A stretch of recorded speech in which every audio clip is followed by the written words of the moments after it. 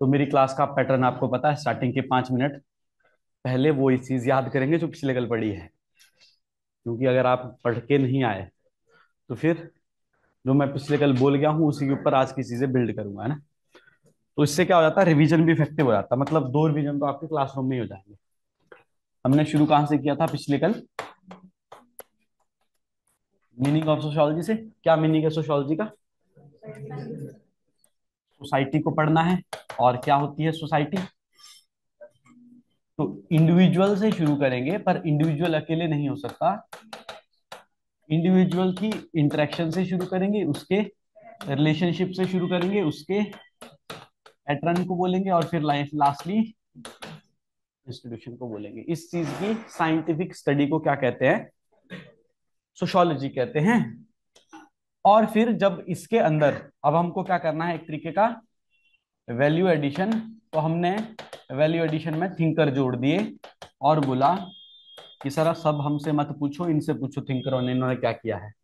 तो फिर max weber था, इसने सोशल एक्शन बोला। सबसे पहले इमाइल डर्कहाइम था, इसने सोशल फैक्ट बोला। फिर मैकाइवर एंड पेज थे, उन्होंने सोशल रिलेशनशिप्स बोले। फिर गिलिन एंड गिलिन थे, उन्होंने सोशल इंटरेक्शन बोला। हमारा मीनिंग कंप्लीट हो गया।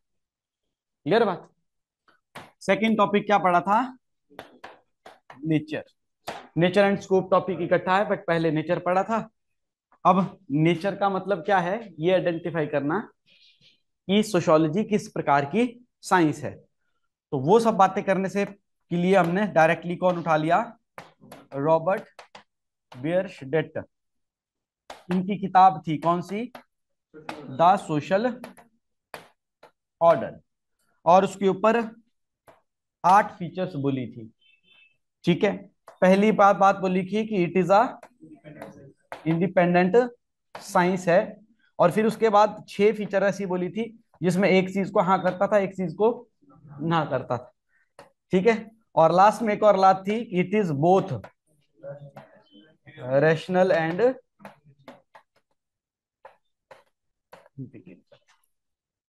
ये जो मैंने आपके पास बोर्ड बनाया ना, these are the revision notes. जो मैंने कल आपको दिखाए थे ना परचू में, कि पेपर से पहले ऐसे बनाना पड़ता है।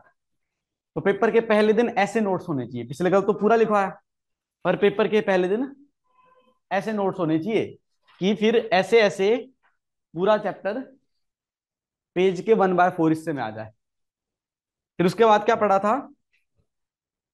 अब ये 6 फीचरें रट्टा मारनी पड़ेगी। जनरलाइजिंग है, पर्टिकुलराइजिंग नहीं है। प्योर है बट अप्लाइड नहीं है। जनरल साइंस है बट कैटेगोरिकल, सॉरी कैटेगोरिकल है बट नॉर्मेटिव नहीं है।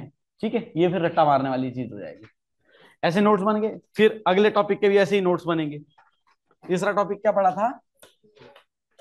स्कोप। स्कोप का क्या मतलब होता है? सब्जेक्ट मैटर डिसाइड करना। फिर इसमें क्या पढ़ा था कि भाई अर्लीस्ट 2 स्कूल हुए, और वो 2 स्कूलों ने क्या बोला? एक ने बोला कि हम कैसे हैं, स्पेशलिस्टिक, इसको फॉर्मलिस्टिक भी बोलते हैं, और दूसरे ने क्या बोला? सिंथेटिक। इसमें भी 2-3 चीजें पढ़ी कि पहले तो इसका मीनिंग क्या होता है, इसका मीनिंग क्या होता है। फिर पढ़ा इसमें थिंकर कौन से थे, इसमें थिंकर कौन से थे। फिर हमने ये पढ़ा कि इन थिंकर्स के क्या आर्गुमेंट थे और इन थिंकर्स के क्या आर्गुमेंट थे। ठीक है। अब ये बोलते हैं कि ये स्कूल कैसा था? Narrow and limited. ये स्कूल कैसा था? वाइड और बाकी सोशल साइंसेस को ऐड करने वाला। इस स्कूल के थिंकर कौन कौन थे? है थोड़ा नाम याद। एक हमने क्या पढ़ा था? Max weber. एक हमने पढ़ा था जॉर्ज जिमेल। एक हमने पढ़ा था बोनवीस और एफ्टोनीस। फिर यहां पर भी थिंकर याद करने पड़ेंगे। इसके कौन थे? ऑगस्ट कॉम्ट, इमाइल डर्कहाइम और गिन्सबर्ग, जिसका हमने अलग से भी पढ़ा था। ठीक है। और कौन सा नाम याद है? Sorokin, P A Sorokin. उनका तो नाम भी बड़ा प्यारा सा है, कृत्रिम ए सोरोकिन, रशिया के है। ठीक है बात, ये आगे आएगी, साइक्लिकल थ्योरीज आएगी कृत्रिम ए सोरोकिन की। फिर इसके हमने आर्गुमेंट पढ़े थे। बल्कि इसके 2 आर्गुमेंट जो मैक्स वेबर से रिलेटेड थे, है ना, जिसपे क्लास पे डिस्कशन भी हुई थी, जिसमें ये बोला था कि भाई ये मेंटल एंड साइकिक मीनिंग समझने की बात की गई थी। फिर हमने सोचा था कि ये चीज तो साइकोलॉजी में आती है, यहाँ क्यों बोल रहे हो? क्योंकि यहाँ पे मैक्स वेबर है। मैक्स वेबर सोशल एक्शन को अंडरस्टैंड करने के लिए मीनिंग की बात कर रहा था, बट साथ में ये भी बोल रहा था कि स्पेशलिस्टिक है। फिर हमने ये बोला था, ये मैंने पिछले कल ही कंक्लूड कर दिया था कि आज की डेट में ये स्पेशलिस्ट स्कूल की रेलेवेंस कम हो गई है। सोशोलॉजी बड़ा लिमिटेड सब्जेक्ट नहीं रहा। सोशोलॉजी कैसा सब्जेक्ट बन गया है? सिंथेटिक। नॉट जस्ट सिंथेटिक, और अलग अलग सोशल साइंसेस को जोड़कर सोशोलॉजी के अंदर, अब जैसे मान लो मास्टर्स करते हो तो 12 सब्जेक्ट है, ठीक है। मास्टर्स करते हो ना, जैसे इग्नू से करोगे तो 8 सब्जेक्ट है, आईसीड्यूल करोगे तो 12 है, ठीक है। रेगुलर करोगे तो हर सेमेस्टर में 4 4 4 है, 16 है। उसमें भी पर्टिकुलर पर्टिकुलर डायमेंशन है। एनवायरमेंटल सोशोलॉजी अलग है, इकोनॉमिक सोशोलॉजी अलग है, ठीक है। सोशल साइकोलॉजी अलग है, पॉलिटिकल सोशोलॉजी अलग है, ठीक है। थ्योरेटिकल पर्सपेक्टिव अलग है, अमेरिकन स्कूल अलग है, शिकागो स्कूल आइडेंटिफाई करते हैं हम उसके अंदर, ठीक है। इंग्लैंड वाले अलग लिख रहे हैं, रशिया वाले अलग से लिख रहे हैं, ठीक है। भारत में जब आएंगे तो जो भारत की सोशोलॉजी अंग्रेजों ने लिखो उसको ओरिएंटलिस्ट स्कूल बोल रहे हैं। जो भारत की सोशोलॉजी भारत के ही थिंकर ने लिखी इसको इंडोलॉजिकल स्कूल बोल रहे हैं। तो अब इतना ज्यादा सिंथेसिस हो गया है कि ये कैसा बन चुका है, एक बहुत ज्यादा वाइड सब्जेक्ट बन चुका है। इसकी फाउंडेशन स्थापित करने वाले दो थिंकरों को हमने पढ़ा था। एक तो हमने पढ़ा था कौन? गिन्सबर्ग। गिन्सबर्ग ने 4 अलग अलग सब्जेक्ट बताए थे। कौन कौन से बताए थे? Social morphology, social pathology, social processes and social control. और सेम ही सब्जेक्ट में अमाइल डरखाइम ने बताए थे, दो सेम है, social morphology and social pathology. और जो बाकी 2 पॉइंट है उसको उसने कॉमन बोल दिया, कैसी? General sociology. अब ये फाउंडेशन में, अब ऐसे बहुत सारे थिंकर होंगे, ठीक है। अब हमने ये पूरा पूरा टॉपिक रिवाइज कर लिया, इसके आगे की बात बची थी करने को। अब मान लो इसी का ये वाला जो स्कूल है, अब हमने ये तो बोल दिया कि भाई सोशलिस्टिक स्पेशलिस्टिक स्कूल आज की डेट में रेलेवेंट नहीं है। आज की डेट में रेलेवेंटिक कौन सा है? Synthetic school. अगर आपसे क्वेश्चन सिर्फ यहीं पे अड़ गया कि सिंथेटिक स्कूल का क्या कंट्रीब्यूशन है, तो हमको पता लग गया ना कि आज जो सोशोलॉजी बिल्ड हुई वो किसके बेसिस पे बिल्ड हुई? सिंथेटिक स्कूल के बेसिस पे। इन्हीं स्कूल के थिंकर्स ने बाकी सोशल साइंसेस के सब्जेक्ट इंट्रोड्यूस करवाए, किसके अंदर? सोशोलॉजी के अंदर। जिस प्रकार से रिसर्च वर्क पॉलिटिकल साइंस का हो रहा था, जिस प्रकार से रिसर्च इकोनॉमिक्स की हो रही थी, जिन मेथड्स को लेके वो रिसर्च करते थे, पॉलिटिकल साइंस वाले भी क्वेश्चनर तैयार करते थे, वो भी फील्ड सर्वे किया करते थे, ठीक है, वो भी स्टैटिस्टिकल एनालिसिस किया करते थे। सेम तरह का एनालिसिस जो शुरुआती सोशोलॉजिस्ट थे उन्होंने भी बोला कि हम जब बात लिखेंगे तो कॉमन अंडरस्टैंडिंग से नहीं लिखेंगे। कैसे लिखेंगे? प्रूवन फैक्ट्स के रूप में लिखेंगे। तो वही मेथड जो बाकी सोशल साइंसेस से थे वो मेथड अडॉप्ट किसने किए? हमारे सोशोलॉजिस्ट ने अडॉप्ट की। पर वो अडॉप्ट कब कर पाएंगे? जब वो सिंथेटिक लेंसेज से सोशोलॉजी के सब्जेक्ट को क्या करेंगे? एक्सप्लोर करेंगे। क्लियर बात? अब यहां पर स्पेशल एक अलग से यूनिक क्वेश्चन बन सकता है कि सिंथेटिक स्कूल का कंट्रीब्यूशन क्या है? सिंथेटिक स्कूल का कंट्रीब्यूशन क्या है? ठीक है। तो पिछले कल मैंने इनमें कंक्लूजन लिखवा दिया था, सिंथेटिक स्कूल लिखवा दिया था। लास्ट नोट्स कहां पे हमने कंक्लूड किए थे? हाँ बस ये नहीं, इसका कंक्लूजन नहीं लिखवाया। अब पिछले कल हमारा कंक्लूजन छूट गया था, ये बात कर ली थी हमने सिंथेटिक और स्कूल की। पहले कंक्लूजन लिखो। कंक्लूजन, कंक्लूजन में आपने क्या लिखना है? Both schools, both schools provided important foundation, important foundation to the subject of sociology, to the subject of sociology. However, however, in contemporary times or in recent times, specialistic school, specialistic school has lost its relevance. Specialistic school has lost its relevance due to its narrow and limited view. Due to its narrow and limited view. However, due to its narrow and limited view, वो limited रखना चाहते थे ना subject को, boundary establish करना चाहते थे.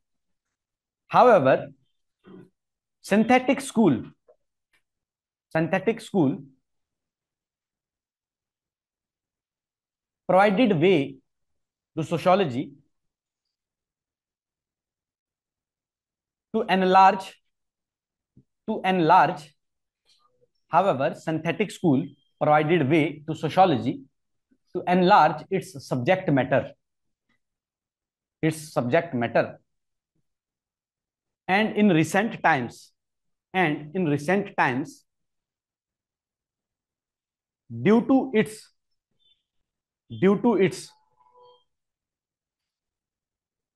wide view, sociology has inculcated many social sciences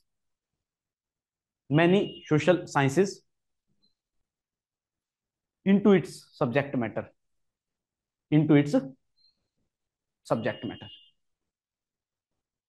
For example, economic sociology,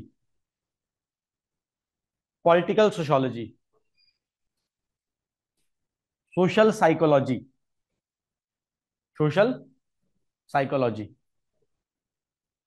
ये प्रॉपर सब्जेक्ट डोमेन बन चुके हैं.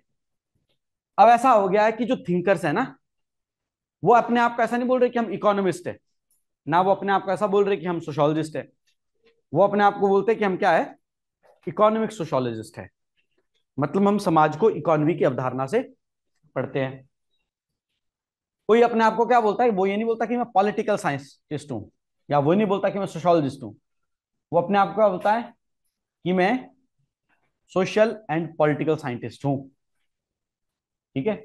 जैसे प्रशांत किशोर का नाम सुना होगा ना आपने, बिहार में भी इलेक्शन हार गए वो पहले बीजेपी गवर्नमेंट और बाद में बहुत सारी गवर्नमेंट के लिए सोशल पॉलिटिकल साइंस का काम, साइंटिस्ट का काम करता था. वो अपने आप को इंट्रोड्यूस करता था कि मैं सोशल पॉलिटिकल साइंटिस्ट हूं. बाद में क्या बोला उसको, चुनावी रणनीतिकार बोलते हैं ना, इलेक्शन स्ट्रेटेजिस्ट है. करते क्या थे वो, उसको बोलते हैं सोशल इंजीनियरिंग. सोशल इंजीनियरिंग कैसे होती है, ये पता करो कितनी कितनी जाति के लोग होते हैं, फिर ये पता करो कि किस जाति का डोमिनेंस है, फिर ये पता करो कि किस जाति के आदमी को टिकट देना है. एक पहलू ये है. दूसरा क्या होता है कि पता करो सोसाइटी की डिमांड्स क्या है. अब बिहार की डिमांड ही नहीं है एजुकेशन रोजगार, बिहार की डिमांड ही नहीं है कि पढ़े लिखे नेता बने. उनकी डिमांड ही है कि किस जाति का नेता है और कौन बहुत जल्दी पैसे दे सकता है, उसको जिता देते हैं वहां पर.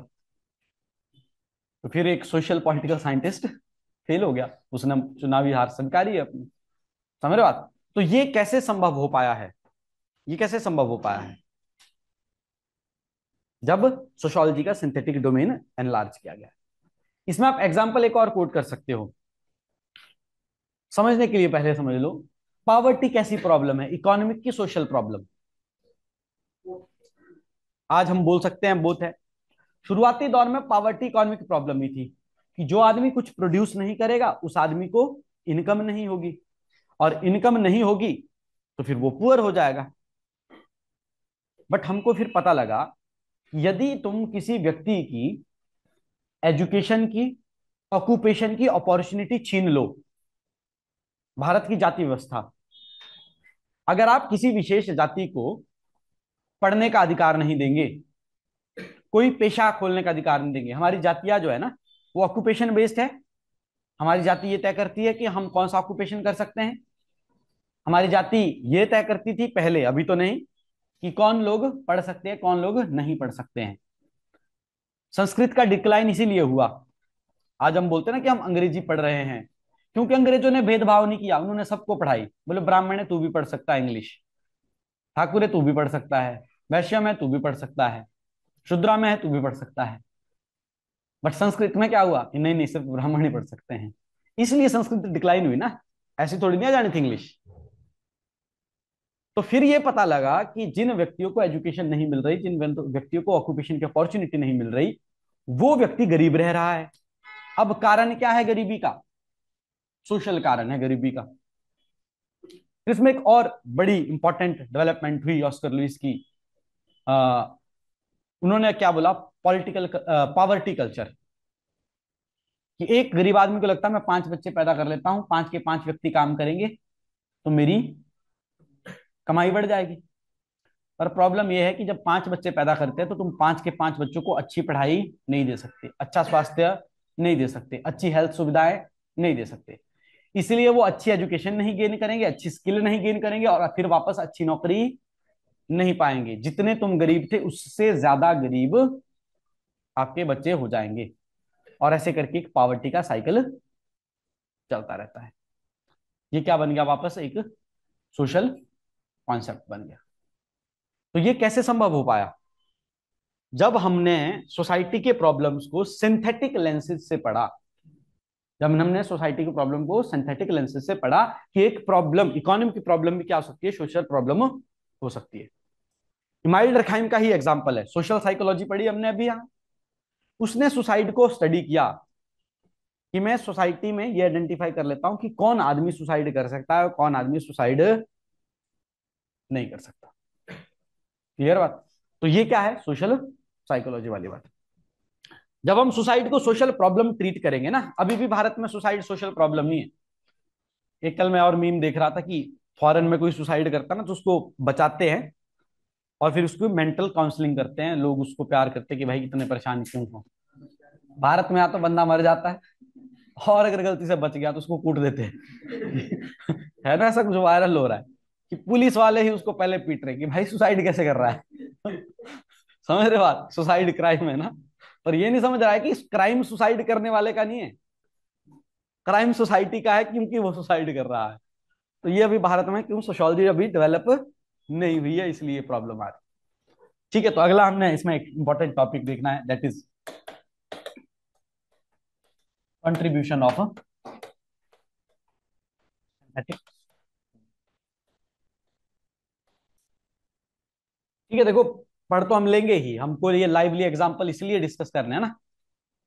ऐसा तो लग रहा होगा कि गप्पे मार रहे हैं सर, पर ये इसलिए डिस्कस करना है so that you got that lenses to study और observe society like a sociologist. ऐसी केस स्टडीज जब डिस्कस करेंगे तभी पता लगेगा कि कैसे हमने सोसाइटी को पढ़ना है। अब ये सिंथेटिक स्कूल से पॉसिबल हो पा रहा है, तो कंट्रीब्यूशन ऑफ सिंथेटिक स्कूल एक तो यही हो गया जो अभी कंक्लूजन में लिखा, इसी को आप शुरुआत करेंगे। दूसरा कंट्रीब्यूशन क्या हो गया? इसके कुछ हमको क्या बनाने पड़ेंगे? पॉइंट्स बनाने पड़ेंगे। तो इसके कुछ ब्रीफ ब्रीफ पॉइंट लिख लेते हैं जो हमको लिखने हैं। पहला कंट्रीब्यूशन क्या है? It provided it provided the subject matter to sociology. It provided subject matter to sociology with with broadened framework with broadened framework. Second, it introduced it introduced research methods research methods and literature of other social sciences, literature of other social sciences to sociology, literature of other social sciences to sociology. Literature अब वही Nobel वाला मत याद रखना।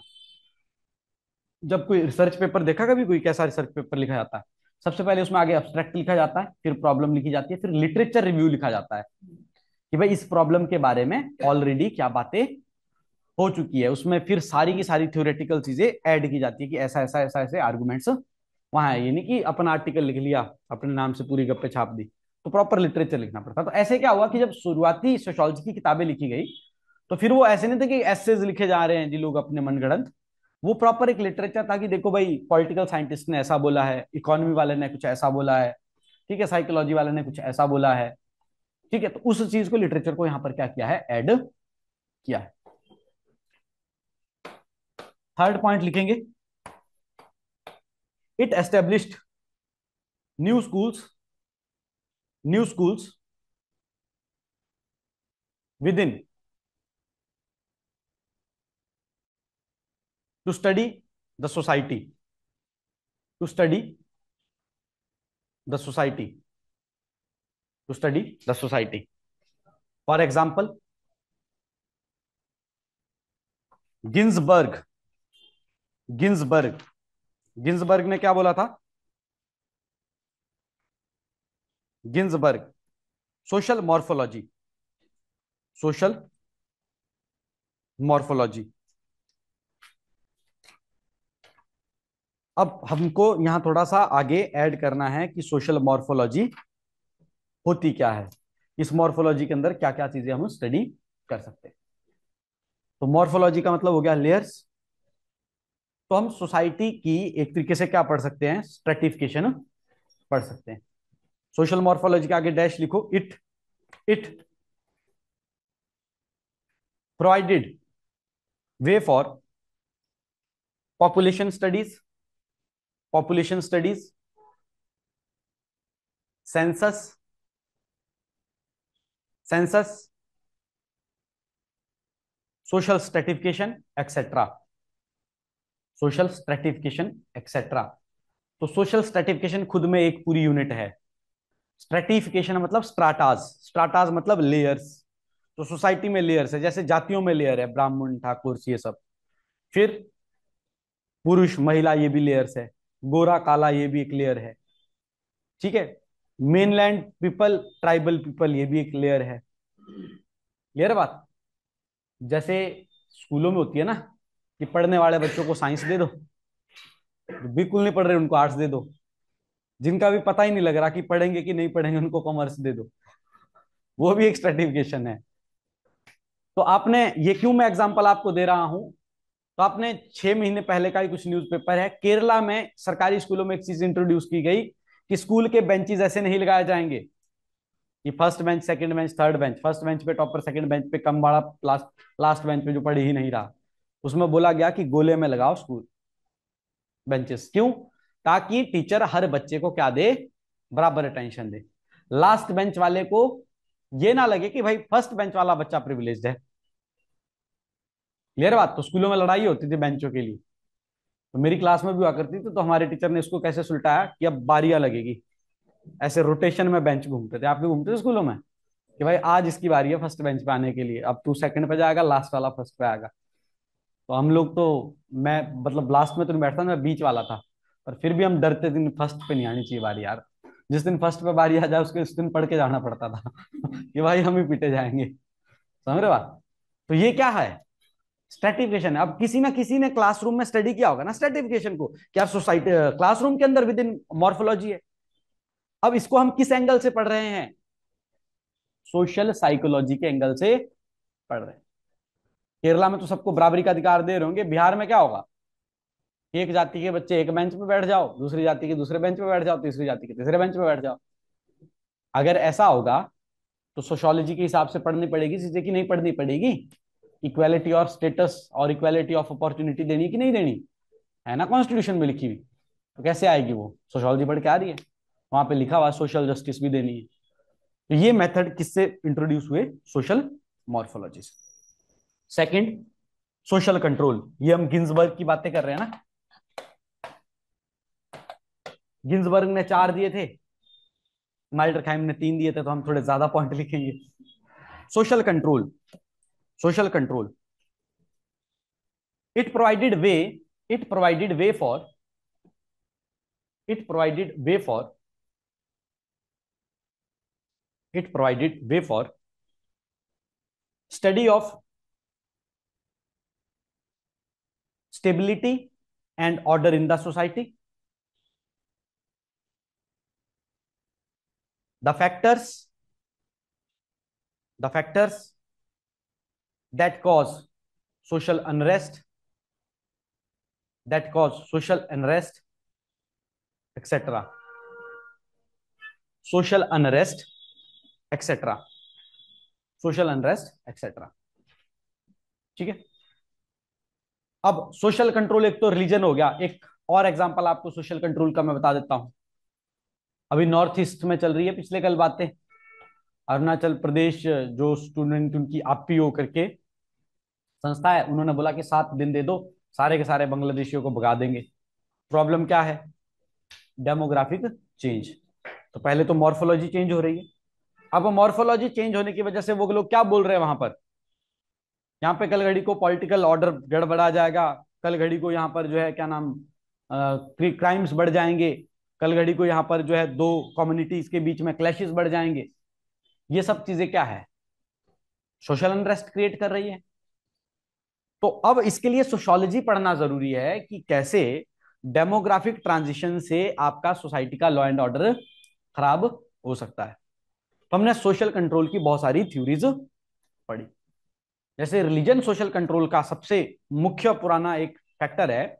आज की date में social control का सबसे इंपॉर्टेंट फैक्टर है एजुकेशन। तुम लोगों को कोई गन पकड़ा देंगे ना कि गोली मारो, तुम नहीं मार पाओगे, तुम डरते हो, तुम पढ़े लिखे हो।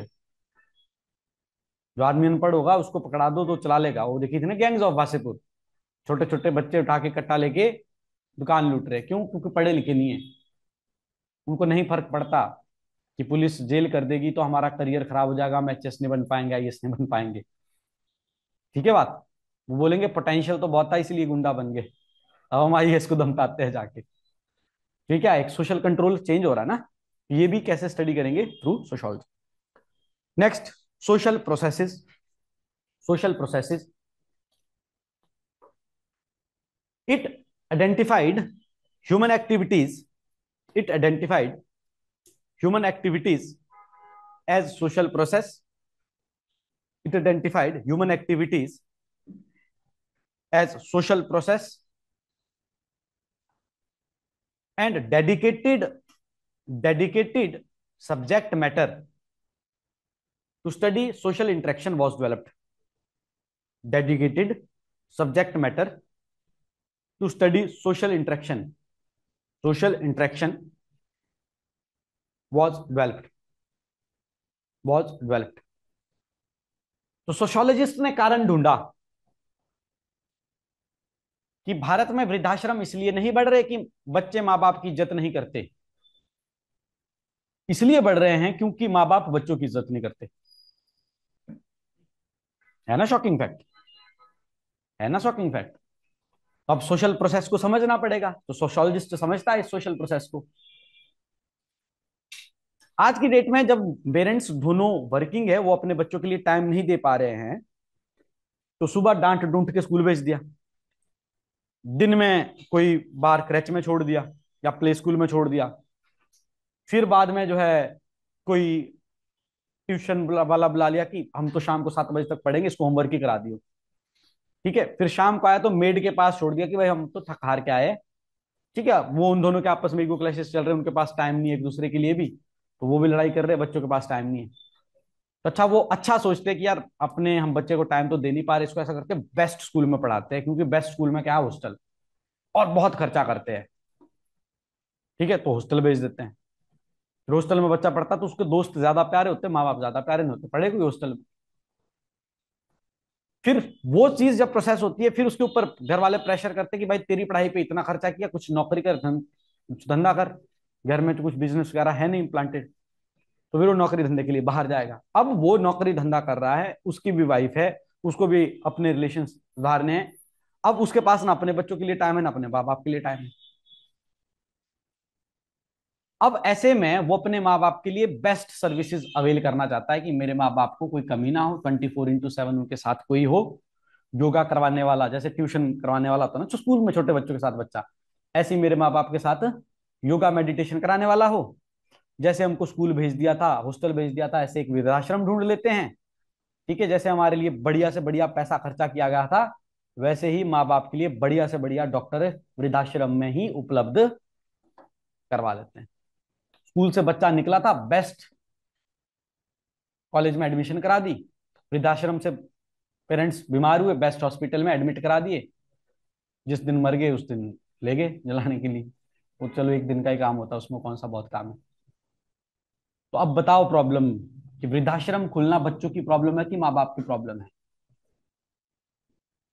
माँ बाप की प्रॉब्लम है ना। तो अब ये पूरी सोशल प्रोसेस अंडरस्टैंड कर ली गई।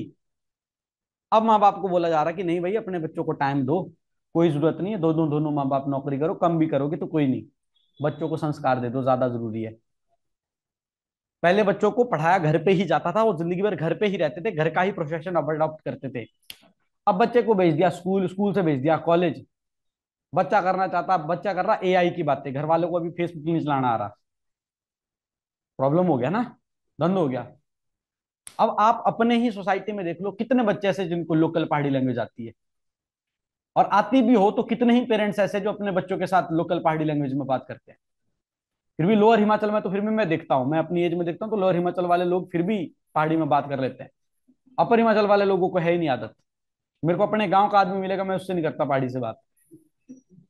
क्यों? क्योंकि सिखाया नहीं गया। तो थोड़े दिनों में कल्चर खत्म हो जाएगा ना। तो फिर प्रॉब्लम किसकी है? मेरी, मेरे पेरेंट्स की। समझ रहे हो बात? तो ये है सोशल प्रोसेस, ऐसे चीजों को अंडरस्टैंड करना है। आगे तो ये पेपर में नहीं लिख पाओगे, पेपर में वही लिखना जो मैंने लिखवाया है। आगे लिखो। लास्ट क्या था इसका? Social pathology. Social pathology. It introduced it introduced subject matter to study societal problem, to study societal problem, to study societal problem with social lenses, with social lenses, to identify social cause, to identify social cause and social solutions, social cause and social solution। Society में ही cause ढूंढो और society में ही क्या ढूंढो? Solution ढूंढो। ये एक शुरुआती दौर लिख लिया हमने, किसका लिखा? ये गिन्सबर्ग ने सिंथेटिक स्कूल में इंटरव्यू किया था। अब थोड़ा एक और पैराग्राफ इसमें लिखना है। Today sociology has evolve,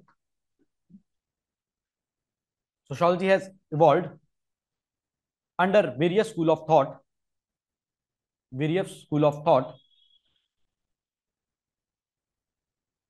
employing diverse perspective, diverse perspective to study sociology, that includes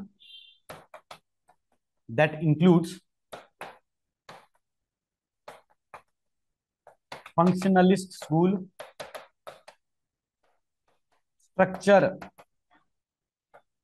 functionalist school, conflict school, feminist school, और भी होता है कुछ, और भी होता है, इंटरप्रिटेटिव डिसिप्लिन, जो जो उस दिन पेपर के दिन याद आ रहा होगा ना सिलेबस से सब लिख लेना, अभी यही काफी है। Functionalist school, structural functionalist school, conflict school, feminist school, interpretative discipline. ये फंक्शनलिस्ट तो वो लोग होते हैं इनको जिनको सब चीजें सही लगती है, जो भी हो रहा बढ़िया है। स्ट्रक्चरल फंक्शनलिस्ट क्या होते हैं? ये बोलते हैं कि सोसाइटी टूटी हुई है, पर टूटे होने का फायदा है। कुछ लोग अमीर है, कुछ लोग गरीब है, बोलो इसमें भी बढ़िया चीज है क्या? कि गरीबों को मोटिवेशन मिलती रहेगी कि अमीर बनना है, तो वो लोग काम करेंगे। समझ रहे हो बात? बोलो जातियां टूटी हुई है, बोलो ये भी बहुत ही बढ़िया है, हर जाति का अलग अलग ऑक्यूपेशन है, तो कंपटीशन कम हो जाएगा, कंपटीशन कम हो जाएगा। फिर कॉन्फ्लिक्ट स्कूल वाले हमेशा कॉन्फ्लिक्ट ढूंढेंगे कि नहीं अमीर और गरीब में आपस में क्या है लड़ाई। फंक्शनलिस्ट उल्टा बोल रहा है कि नहीं नहीं बढ़िया है, गरीब होने चाहिए लोग, तभी तो मेहनत करेंगे। ठीक है, ये बोल रहे कि नहीं नहीं भाई, गरीब इसलिए है क्योंकि अमीर एक्सप्लॉइट कर रहा है, ये कौन बोलेगा? कॉन्फ्लिक्ट स्कूल वाला। फेमिनिस्ट स्कूल क्या बोलेगा? कि महिलाएं गरीब है। आपको पता सबसे ज्यादा एक्सप्लॉइटेशन अमीर घरों की औरतों के साथ होती है कि गरीब घरों की औरतों के साथ होती है? अमीर घरों की औरतों के साथ। ये भी सोशियोलॉजिस्ट प्रूव करवाएगा, फेमिनिस्ट बोलेंगे। क्लियर है बात? ऐसा कारण क्या है? एग्रीकल्चर सोसाइटी में पुरुष और पत्नी, पति और पत्नी दोनों खेत जाके काम कर रहे हैं, तो खेत में क्या बीजना है, क्या उगाना है, ये सब अधिकार दोनों के पास बराबर है, तो डिसीजन मेकिंग दोनों की बराबर होगी। अमीर घरों में दोनों की डिसीजन मेकिंग बराबर नहीं होती। वो वाली फिल्म देखी तुमने, दिल धड़कने दो, जिसमें वो प्रियंका चोपड़ा को बोलता है कि I have allowed her to open her business. तो प्रॉब्लम ही ये है कि तुम्हारी परमिशन से बिजनेस करना पड़ रहा है। और ऐसा नहीं है कि गरीब घरों में भी प्रॉब्लम नहीं है। भारत में लैंड राइट्स अभी भी पुरुषों के पास ही है। ठीक है बात। फिर इंटरप्रेटिव डिसिप्लिन, ये मैक्स वेबर वाला है, जो बोल रहा था सोशल एक्शन का मीनिंग समझो। ठीक है, तो ऐसे फिर बहुत सारे डिसिप्लिन पैदा हुए आज की डेट में। मैक्स वेबर लिखा हमने, कल आपने पूछा था कि यहाँ पे लिखा था स्पेशलिस्टिक स्कूल में। आज की डेट में इंटरप्रेटिव डिसिप्लिन इतना ज्यादा वाइड हो चुका है कि अब वो सिंथेटिक स्कूल के अंडर आ रहा है। क्लियर बात। तो ये क्या हो गया आपका कॉन्ट्रीब्यूशन ऑफ सिंथेटिक स्कूल। तो अब पर्पस, मैं भूल गया मैंने क्या लिखवाया था। अब मैं इनकी कॉपी से, आपने नहीं लिखा, मैं आगे पढ़ के बता बना के देता हूँ कि क्या लिखवाया मैंने। टुडे सोशियोलॉजी हैज इवॉल्व्ड, ई कर देना इसको, various school of thought employing diverse perspectives into sociology, diverse perspective into sociology। ठीक है, दैट इंक्लूड्स। ठीक है, ये इंस्टेंट ही बन रहे हैं आंसर। ठीक है, सोचते सोचते सोचते सोचते कुछ बन रहा है किताब में, तो मैंने हेडिंग ही लिखी है। तो ये हमारा क्या हो गया, तीसरा टॉपिक कंप्लीट हो गया, उसके साथ एक एडिशनल टॉपिक मैंने आपको करवा दिया। तो इस पे 5 नंबर का क्वेश्चन भी बन सकता है, ये 10 का भी बन सकता है, ये 10 का भी बन सकता है। नेक्स्ट हमारे पास टॉपिक आएगा most important, emergence of sociology. एक इसका माइंड मैप पहले ही बना लेते हैं, जब भी पेपर में आए ये पहले डाल देना है, 2 नंबर पक्के हो गए। कुछ भी नहीं लिखोगे तब भी 2 नंबर है। इमरजेंस ऑफ सोशियोलॉजी के लिए 3 इवेंट्स और 5 थिंकर जिम्मेवार है।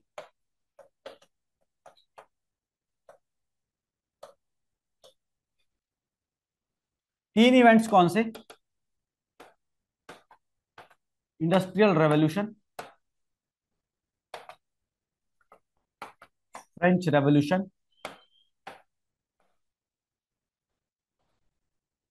और एनलाइटनमेंट पीरियड।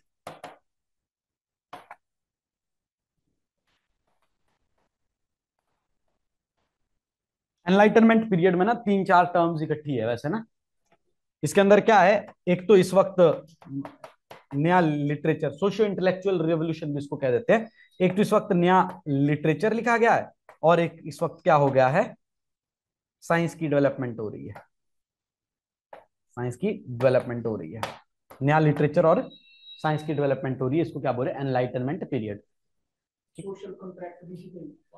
सोशल कॉन्ट्रैक्ट इसका पार्ट है, रूसो, जॉन लोक, उनकी सब थ्योरीज, ये नया नया लिटरेचर लिखा गया। इसने नया नए पॉलिटिकल कॉन्सेप्ट है ना, जैसे एडम स्मिथ की वेल्थ ऑफ नेशन किताब लिखी गई, तो उसने बताया कि कैसे भाई बिजनेसमैन को काम करना है, कैसे वो देश के लिए वेल्थ कमाएंगे।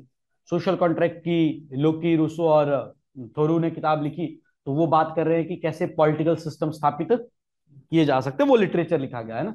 फिर साइंस की इन्वेंशन ये हुई कि पहले सिर्फ साइंस मजे मजे के लिए की जाती थी, अब प्रॉपर ये बोला गया कि साइंस से इंडस्ट्रीज आ सकती है, साइंस से दवाइयां बनाई जा सकती है, वैक्सीन बनाई जा सकती है। ठीक है, और साइंस का यूज करके लोगों की जिंदगी बेहतर बनाई जा सकती है। और 5 थिंकर, एक तो ऑगस्ट कॉम्ट, फिर अपने हर्बर्ट स्पेंसर,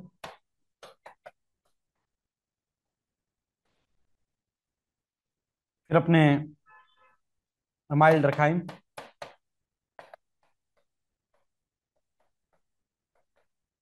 कार्ल मार्क्स,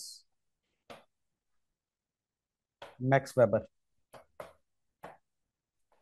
ये वाले 4 तो सिलेबस में ही है, हर्बर्ट स्पेंसर सिलेबस में नहीं है। Father of sociology is August Comte, but all these 5 are founding father।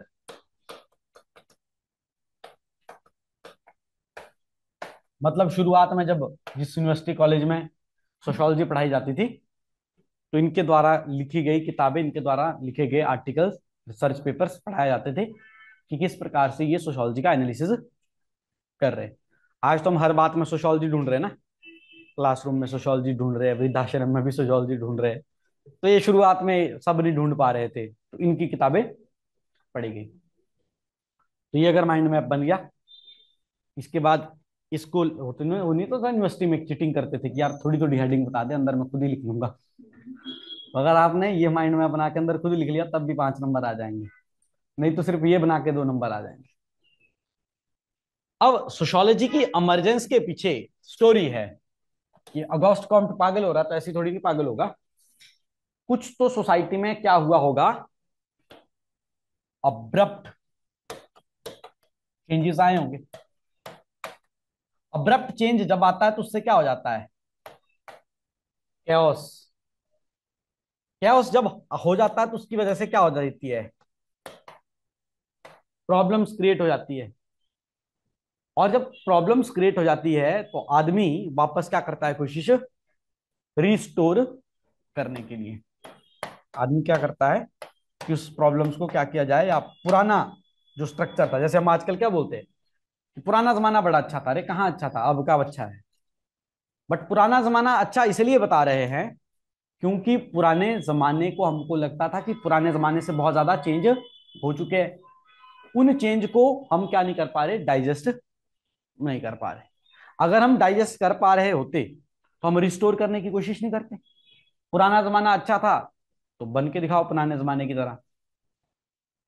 Phone ही त्याग दो, चाहे सिर्फ 2-3 दिन के लिए फोन त्याग दो, ठीक है। ठीक है, अभी काफी चीजें मेरे को लिखवानी पड़ रही है, थोड़े दिनों में फिर आपको जब नोट्स वगैरह मिल जाएंगे ना, तो ऐसी ही ब्रीफ चीजें नोट्स में लिखी हुई है। ठीक है, हम क्या बात कर रहे हैं,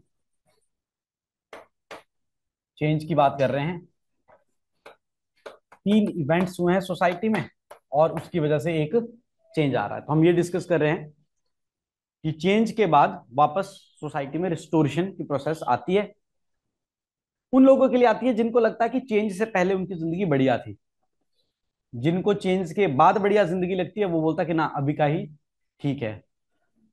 पहले नया नया जब इन्फ्लुएंसिंग शुरू हुई थी ना, टिकटॉक बहुत ज्यादा ट्रेंडिंग हो गया, इंस्टाग्राम की रील्स बहुत ज्यादा ट्रेंडिंग होगी, तो जो लोग शुरुआत में जिनको मजा आ रहा था वो करने में, तो लोग उनको गालियां मार रहे थे, तुम बड़े बल्ले लोग हो, है ना। मतलब मैं भी उनमें से एक हूँ जो गालियां मार रहे थे, क्या ही काम कर रहे हो भाई, कुछ ढंग का काम कर लो। अब मुझे लगता है कि मैंने भी कर लिया होता, मैं भी इन्फ्लुएंसर बन गया होता तो अभी से ज्यादा पैसे कमा रहा होता। तो मेरे एक कोलेबोरेशन का 2-2 लाख 3-3 लाख रुपए चार्ज कर रहे हैं।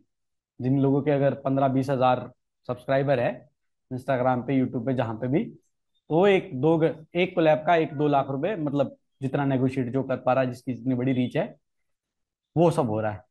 अब वो क्या है, चेंज। भारत में डिजिटल क्रांति आ रही थी, हमको समझ नहीं आ रहा था, जिनको समझ आ गया उन लोगों के लिए बढ़िया है, जिनको नहीं आ रहा वो क्या चाह रहे हैं कि हम क्या करें, रिस्टोर करें। ऐसा ही जैसा अभी डिजिटल रेवोल्यूशन है ना, खास करके इसको जियो रेवोल्यूशन बोल सकते हैं, जियो ने फ्री कर दिया ना इंटरनेट, तो रेवोल्यूशन तो वो लेके आया। तो ये कभी जब हिस्ट्री लिखी जाएगी तो लिखा जाएगा वहां कि जियो ने एकदम से डाटा फ्री कर दिया। पहले जो आदमी 1 महीने के लिए 1 GB चलाता था, अब वो दिन में 1 GB चला रहा है। समझ रहे हो बात? अब वो रिवोल्यूशन आ गया उससे। वो हमको पता होना चाहिए था ना कि जियो अगर इतना डाटा फ्री कर रहा है तो चलाएगा कौन, और अगर चलाएगा तो चलाएगा कैसे। बोले 1-1 मिनट की रीले दिखाएंगे। समझ रहे हो बात? अब यहां पर जब चेंज आया तो 3 इवेंट्स की वजह से चेंज आया, इंडस्ट्रियल रेवोल्यूशन की वजह से, फ्रेंच रेवोल्यूशन की वजह से, और एनलाइटनमेंट पीरियड की वजह से। यूरोप का इससे पहले का जो सोसाइटी है, माता पिता का उनके बच्चों के साथ रिलेशन, उनकी जमीन के साथ रिलेशन, ठीक है, उनके प्रोडक्शन के मेथड्स, उनके घर बनाने का तरीका।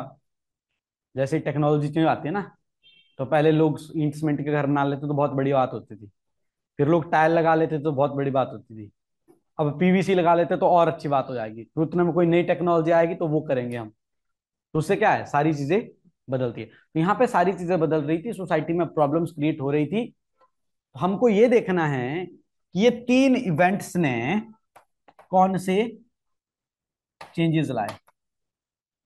उन्हीं चेंजेस की वजह से ऑगस्ट कॉम्ट पागल हो गया और बोले कि ना हमको क्या करना है, सोशियोलॉजी पढ़नी है ना। एक लेक्चर पहले शायद मैंने ऐसा बोल दिया था कि मैक्स वेबर बायोलॉजिस्ट था, ये कॉम्ट था बायोलॉजिस्ट ना, कॉम्ट था बायोलॉजिस्ट, इसने बायोलॉजी किया था, बाद में पॉलिटेक्निक में पढ़ गया, ऐसा इसका जो है बैकग्राउंड था। ठीक है, तो अब ये तीन इवेंट्स क्या चेंजेस ब्रॉट करते हैं, उससे हमको पता चलेगा कि सोशियोलॉजी की नींव कैसे रखी जाएगी। और इन तीन इवेंट की वजह से जो चेंजेस आए, उनको हमारे 5 फाउंडिंग फादर कैसे पढ़ रहे हैं, वो हमारे सोशियोलॉजी सब्जेक्ट की क्या डालते हैं, नींव डालते हैं। तो आपने छोटी सी इसकी इंट्रोडक्शन लिख लेनी है एक। Sociology sociology is very new subject. Sociology is very new subject, have only have only developed in 1838 की बात की थी हमने, तो 1838 से लेकर अभी तक लगभग 180 साल हो गए, 190 साल हो गए। ठीक है, in past 190 years, in past, अब 190 भी नहीं लिखना तो कॉलेज में तो ये 1895 में आई थी, 150 ईयर्स लिखो, have developed in past 150 years. इसके बारे में एक कोटेशन लिखी जाती है, but sociology has only short history. Sociology has only short history, but long past. But long past. Sociology subject तो 150 सालों में बना, पर जब पढ़ना शुरू किया तो सोशियोलॉजी में कब से पढ़ाई हुई, हमने जो एरिस्टोटल, सॉक्रेट्स के द्वारा जो किताबें लिखी गई उसको भी सोशियोलॉजी की फील्ड में पढ़ना शुरू कर दिया। हमने जब जाति व्यवस्था को पढ़ा तो हमने वर्ना सिस्टम पढ़ा। वर्ना सिस्टम कहाँ लिखा है, तो ऋग्वेद में लिखा है, तो फिर हमने ऋग्वेद ही पढ़ लिया, किसके बारे में और चीजें क्या लिखी है। फिर हमने कास्ट सिस्टम को पढ़ने के लिए महाभारत भी पढ़ ली, रामायण भी पढ़ ली कि उस वक्त क्या क्या चीजें लिखी गई। अलग अलग ऋषियों ने अपने उपनिषदों में क्या लिखा, ये भी सोशियोलॉजी में रीजन ढूंढना था ना, रिसर्च करनी थी प्रॉपर। तो ये सब चीजें जब की हमने, तो हमने अपना पूरा पास्ट ट्रेस कर लिया विद इन अवर सोशियोलॉजी। तो सोशियोलॉजी सब्जेक्ट की हिस्ट्री कम हो रही है, पर सोसाइटी में ह्यूमन एक्टिविटीज तो सिंस इमेमोरियल है। जब पहला आदमी आया होगा तभी सोशियोलॉजी शुरू होगी होगी ना। पहले दिन में मैंने आपको रिलीजन की स्टोरी सुनाई थी कि रिलीजन के ऊपर जब स्टडीज की गई तो ढूंढा गया कि रिलीजन पैदा हुआ कैसे होगा। ठीक है, तो कहां पे ढूंढा गया, प्रिमिटिव ट्राइब्स में स्टडी किया गया कि उनके यहाँ पे रिलीजन किस प्रकार से डेवलप किया गया। ये आपने इंट्रोडक्शन लिख ली। नेक्स्ट पैराग्राफ से लिखना है, sociology as a subject,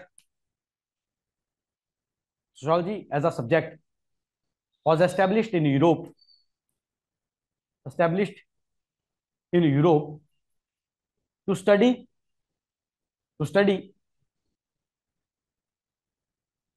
the changes in society and human relations,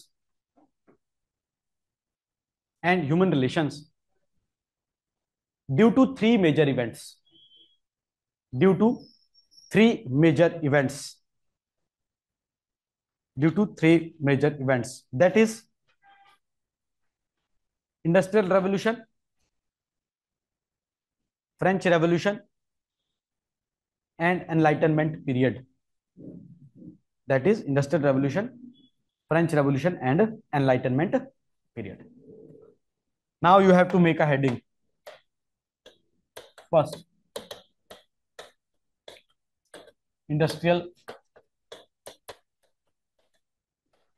revolution. तो आज की डेट में हम इंडस्ट्रीज को तो इकोनॉमी में पढ़ेंगे ना, प्रोडक्शन मेथड इकोनॉमी में पढ़ेंगे, पर यहां पर इंडस्ट्री में एक ऐसा रेवोल्यूशन आया, पर्टिकुलरली शुरुआत कहां पे हुई थी, इंग्लैंड में। ये सब लिखेंगे नहीं कहानी, बस सुन लो पहले इंडस्ट्रियल रेवोल्यूशन है क्या। शुरुआत हुई कहां पर, इंग्लैंड में। इंग्लैंड में इंडस्ट्रीज से पहले क्या हुआ करता था, एग्रीकल्चर।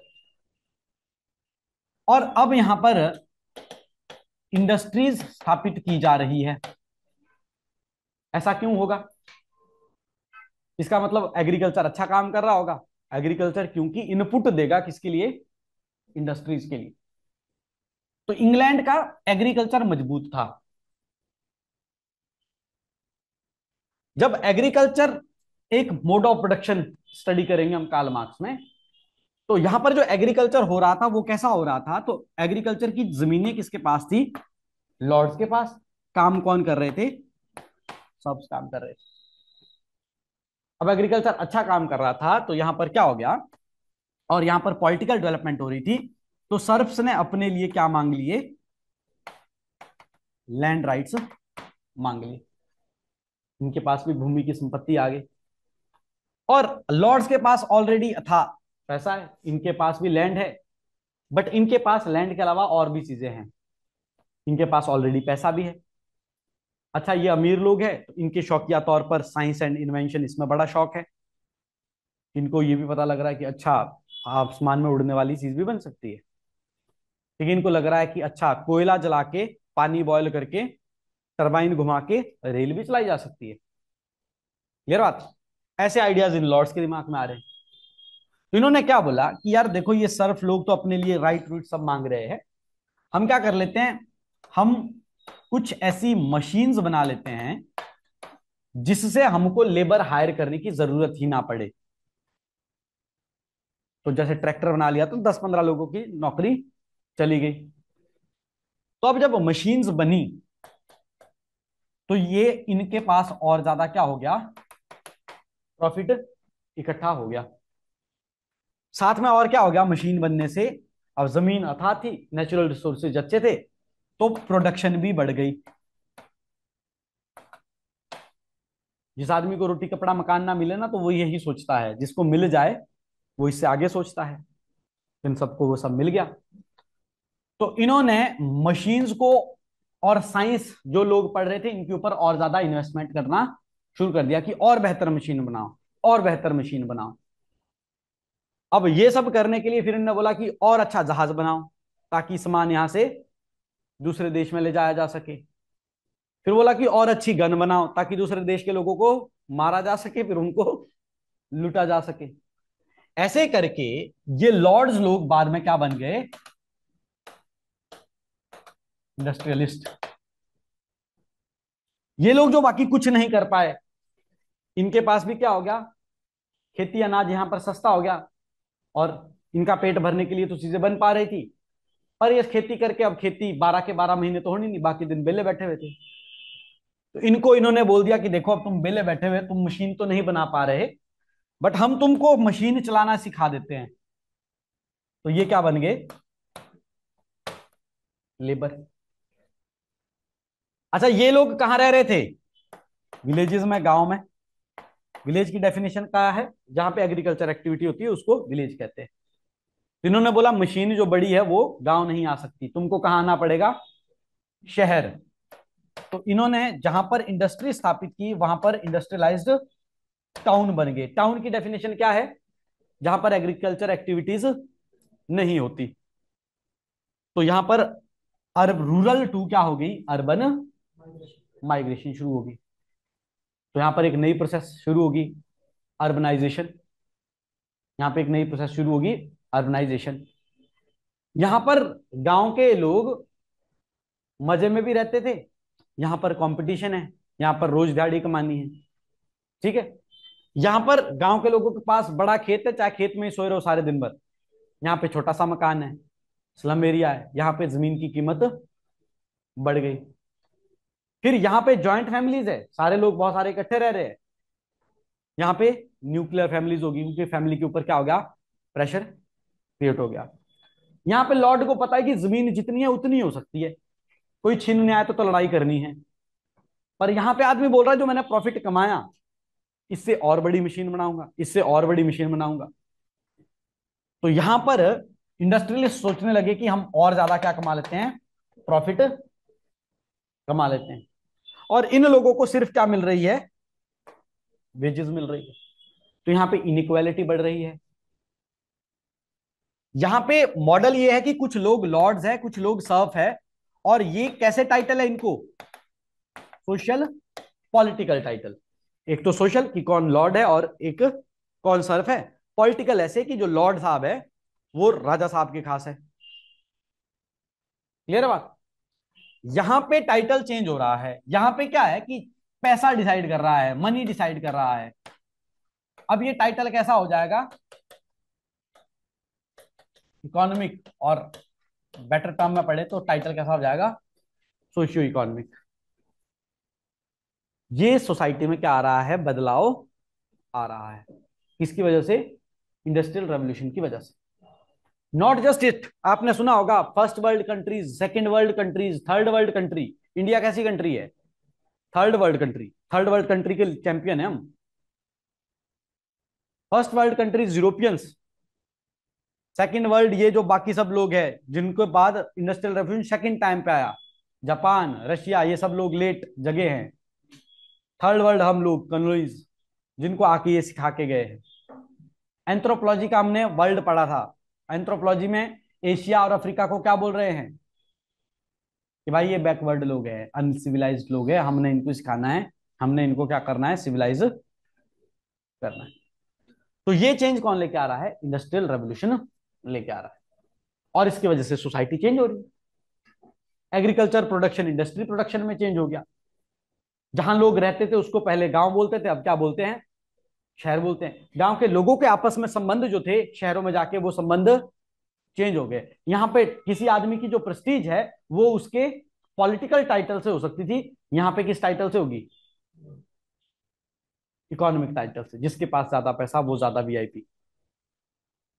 हिमाचल प्रदेश के सीएम ज्यादा वीआईपी है कि अंबानी जी ज्यादा वीआईपी है, अंबानी ज्यादा वीआईपी है ना। ठीक है, हिमाचल प्रदेश के सीएम ने तो अपने लिए जहाज भी किराए पे रखा हुआ। पॉइंट इज की जिस दिन हिमाचल प्रदेश में होंगे तो पॉलिटिकल टाइटल, हमारा जो कॉन्स्टिट्यूशनल सिस्टम है उसमें ऑब्वियसली हमारा सीएम ऊपर होगा। बट अगर हम ऐसे आम तौर पे देखें कि तुमको दो आदमी मिलने बुलाए, एक सीएम सुक्कू एक अंबानी, किससे मिलने जाओगे, हैं? सुक्कू से मिलने जाओ, एचएस की बात करो। अगर ऐसा लगता है कि अंबानी बढ़िया नौकरी देता तो उसके पास जाओ। ठीक है, तो ये क्या है, इंडस्ट्रियल रेवोल्यूशन।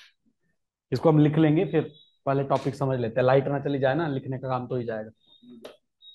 फिर एक और इवेंट हुआ, कौन सा,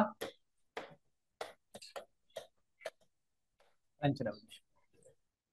फ्रांस का जो रेवोल्यूशन है वो इकोनॉमिक तरह का नहीं है, फ्रांस का जो रेवोल्यूशन है वो पॉलिटिक है। पॉलिटिक कैसे है कि फ्रांस की सोसाइटी ऐसे भारत के लोगों की तरह डिवाइडेड है। जैसे हमने वर्ना सिस्टम हायरार्की बना दी ना कि ब्राह्मण है जी, क्षत्रिय, फिर वैश्य, फिर शूद्र है। ऐसी ही सोसाइटी कहाँ है, फ्रांस में। ये डायग्राम फिर थोड़ा गलत बन गया, ऐसे है। कुछ लोग तो है कॉमनर्स, और कुछ लोग नहीं, बहुत सारे लोग क्या है, कॉमनर्स।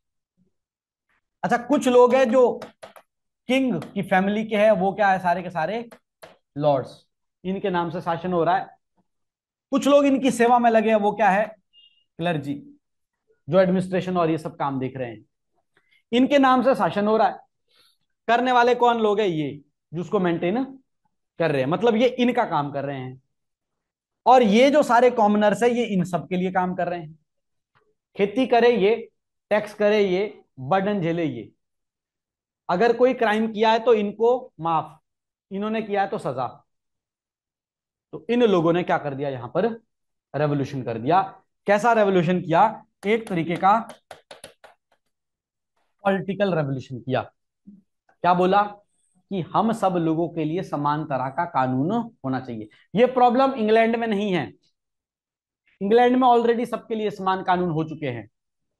उनके यहाँ पॉलिटिकल रेवोल्यूशन 1215 में आ गया है, मैग्ना कार्टा जब स्थापित हो गया है, उन्होंने सबको राइट्स प्रोवाइड कर दिए गए। पर फ्रांस में सबको बराबर राइट्स नहीं है। यहाँ पे कब आ रहा है, 1789 में। ठीक है, तो इंग्लैंड वालों से ऑलरेडी 400 साल पीछे चल रहे हैं, किसमें, पॉलिटिकल जर्नी में। तो यहां पर पॉलिटिकल सबसे पहले ये बात करते हैं कि पहली बात तो ये कि लिबर्टी, ये कॉमनर लोगों को लिबर्टी हो, ये कोई भी प्रोफेशन करना चाहे, ये कोई भी काम करना चाहे, ठीक है, ये कोई भी विचार रखना चाहे, इनके ऊपर रोक नहीं होनी चाहिए। और साथ में हम क्या क्या दो, equality. Equality of status and equality of opportunity. ठीक है, इंडियन कॉन्स्टिट्यूशन में पढ़ेंगे तो बोलेंगे कि इक्वालिटी के राइट्स जो है फंडामेंटल राइट के अंदर आते, तो यूएसए से लेके आए थे। बट शुरुआती बात कहां पे हो रही है? फ्रांस के अंदर। लिबर्टी एक्सक्लूसिवली लिखते हैं हम कि फ्रांस से ही आई। जो यूएसए का स्टैच्यू ऑफ लिबर्टी है ना, वो भी फ्रांस वालों ने ही बना के गिफ्ट किया है उनको। ठीक है, ऐसे 14-15 अलग अलग पीसीज में लेके गए शिप में, वहां जाके जोड़ दिया। ऐसी स्टोरी है उसकी, है ना। तो ये बात कहां पे हो रही है? फ्रांस में। तो फ्रांस में जो सोसाइटी हमको ऐसे स्ट्रेटिफाइड दिखती थी लेयर्स में, अब ये कैसे थे? बाय देयर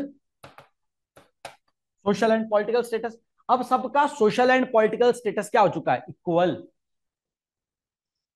जब ये चीजें हुई तो उन्होंने बोला कि ये राजा के नाम से शासन नहीं होगा कि किंग की फैमिली को सब कुछ छीट है। इन्होंने आगे ये बोल दिया, हमको देश कैसा चाहिए? रिपब्लिक। हम अपना नेता खुद चुनेंगे, क्योंकि सब बराबर है, राजा थोड़ी ना हमसे ऊपर हो गया। फिर यहां पर डेमोक्रेटिक इंस्टीट्यूशन स्थापित हुए।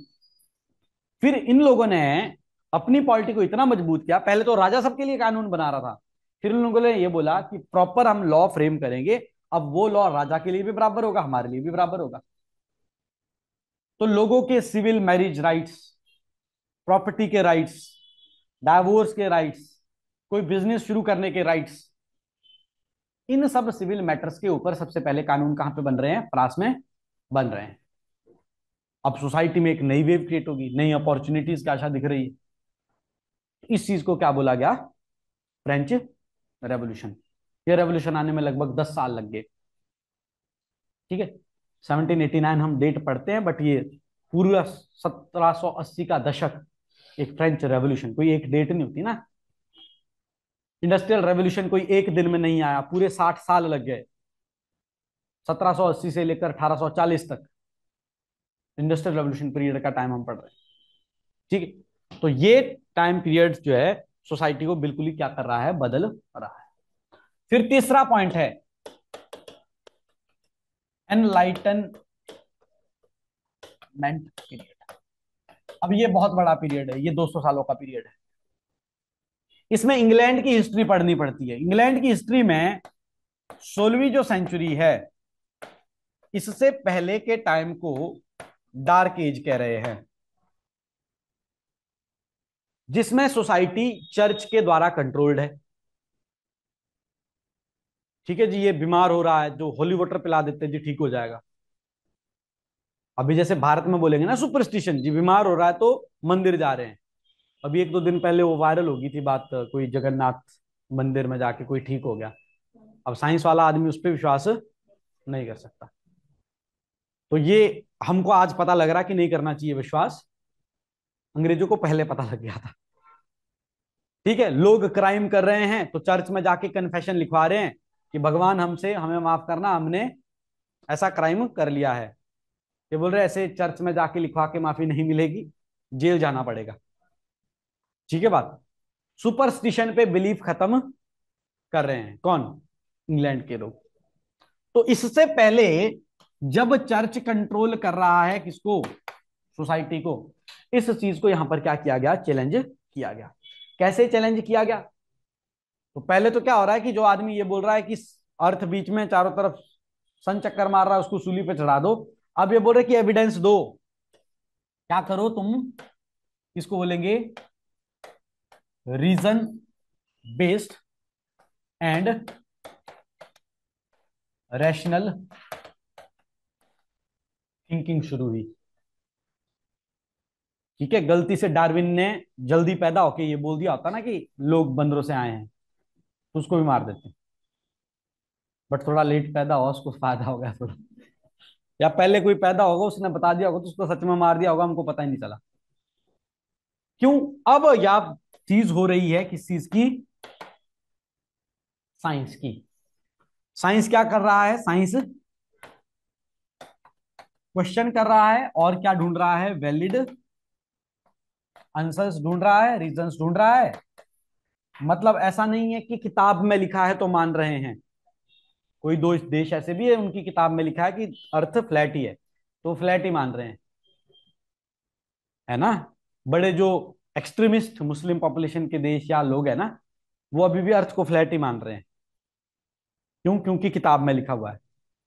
यहाँ पे लोगों ने बोला नहीं, किताब में जो मर्जी लिखा हो, किताब में गलत भी हो सकता है लिखा हुआ। तो यहाँ पे साइंटिफिक एज आ गई, वो उसको क्वेश्चन कर रहे हैं कि है कि नहीं है। तो बोलो बाहर जाके देखो गोल है कि नहीं। क्लियर बात? तो यहां पर क्या आ गई? साइंस आ गई। फिर यहां पर न्यू लिटरेचर लिखा जा रहा है, और उस लिटरेचर की एक्सेप्टेंस है। जॉन लोके, थॉरो, ये उस वक्त के थिंकर्स हैं। उन थिंकर्स ने लिखा कि पॉलिटिकल सिस्टम कैसे काम कर रहा है। इससे पहले रोमन्स जो थिंकर थे, जिसमें आपके पास प्लेटो है, सोक्रेट्स है, एरिस्टोटल है, उन सब की किताबों को और ज्यादा क्या क्या, रोमन एम्पायर डिक्लाइन पे है यहाँ पर, अब यहाँ पे नया लिटरेचर लिखा जा रहा है। इन्होंने जब नया लिटरेचर लिखा, तो ये उसमें नए पॉलिटिकल इंस्टीट्यूशन स्थापित करने की बात कर रहे हैं, नए इकोनॉमिक इंस्टीट्यूशन स्थापित करने की बात कर रहे हैं। अच्छी बात यह है कि इनके पास क्या है? प्रेस। इनके पास क्या है? प्रेस। क्योंकि जो कोई लिख रहा है, तो भारत में तो प्रॉब्लम रहती कि लिखने वक्त ना, वो उसकी 10-12 प्रतिलिपियां नहीं बन पाई। लिख के रखा, अपने बच्चों को दिया कि दूसरों को मत बताना। ज्ञान रखा है इसमें। इन्होंने प्रेस में लिखा और सब लोगों को बताया। सब लोगों को बताया, तो इस लिटरेचर से, इस प्रेस से क्या हो गया? अवेयरनेस पैदा हो गई। तो लोग साइंस में इंटरेस्ट लेने लगे, लोग ब्लाइंड फेथ को खत्म करने लगे। तो इससे क्या हो गया सोसाइटी में, जिसको आज की डेट में क्या बोलते हैं? Middle class. मिडिल क्लास क्या होती है? Class of aspiration.